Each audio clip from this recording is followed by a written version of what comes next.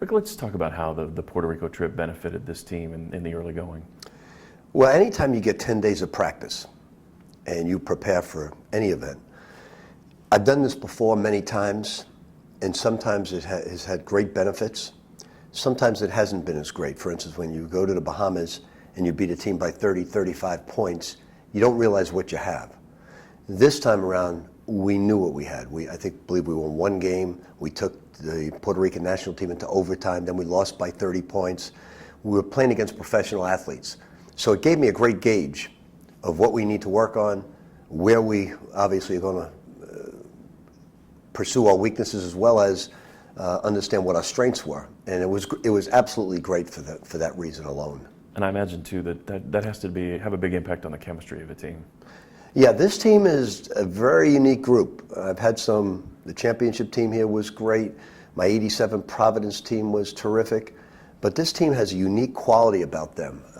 The 250 transfers that came in are the two most popular guys on the team with Mango. They're popular because they're selfless.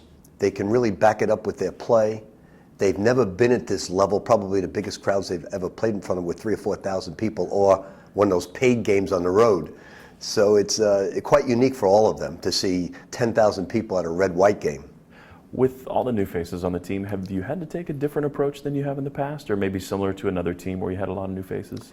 Well, the toughest thing when you have a group of new people is to get them to mesh defensively. They're doing a great job offensively. Matter of fact, this is a much better offensive basketball team than last year, and that team was a layup away from the Final Four. So but this team's an explosive offensive team. Now, defensively, they're not there yet because they haven't had years of work and understanding the system. We haven't really even put our matchup zone in yet, just because we've been just trying to get the nuts and bolts of man-to-man defense down. Talk about maybe some of the impact players. You mentioned the two transfers, but where you see this team heading in terms of that leadership and in terms of that impact. Well, Mango's the most enthusiastic guy in the team, and the three captains are very worthy of that. They're very loyal. They're very trusting in what you can leave them with, and they rally the troops. When guys are tired, they pick them up. So those three guys are great leaders. The media loves to, speculate on the starting five and the rotation. With a couple of scrimmages under your belt, have you felt like you've been able to sort that out and maybe zero in on that? Well, the thing about it, yeah, I know who probably is going to start, but that's not necessarily the five best players. I know Damian's going to start. I believe Trey will start. Q has improved. Believe it or not, Q has become one of the top three shooters on the team because he's really paid the price of working on his arc and working on his jump shot. Now, Q will play a lot of minutes. He may not start, but he'll play a lot of minutes, and sometimes he may start.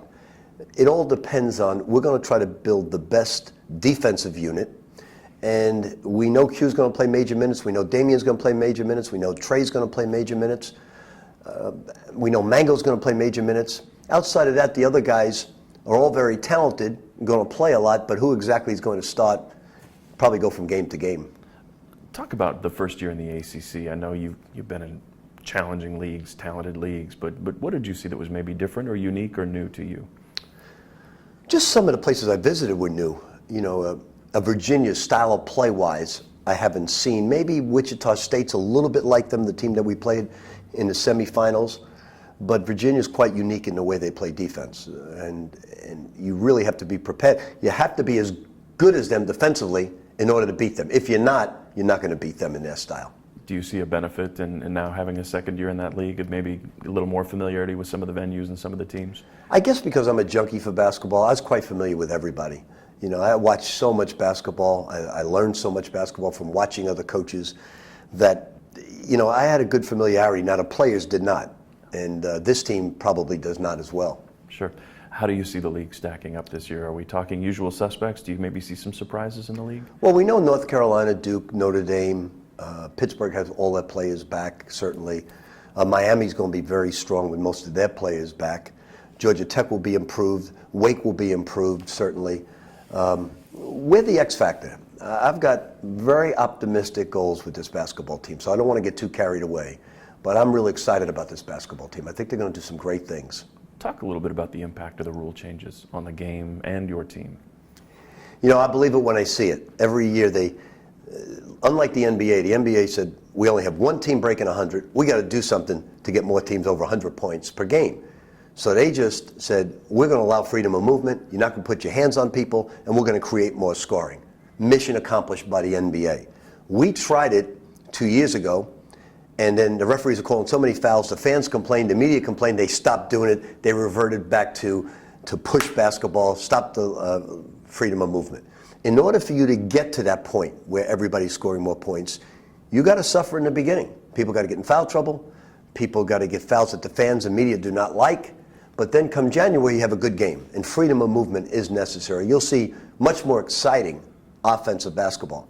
I may not like it at the defensive end, but I'm certainly going to like it at the offensive end. In terms of the shot clock, the 5-second rule, the 10-second rule on that, do you see that impacting your style of play? That it will not. I think that's good for basketball. You take a coach like Tony Bennett. He probably said, I don't like that 30-second rule. But actually, it's going to benefit his defense, because now you don't have as much time to go against that great defense. So it's certainly going to benefit the really good defensive teams that can make you take 8 seconds in the backcourt with some type of pressure and now switch a lot and confuse people. Offensively, you got to get into your options quicker. You got to push that ball up and maybe take 3 to 4 seconds in the backcourt.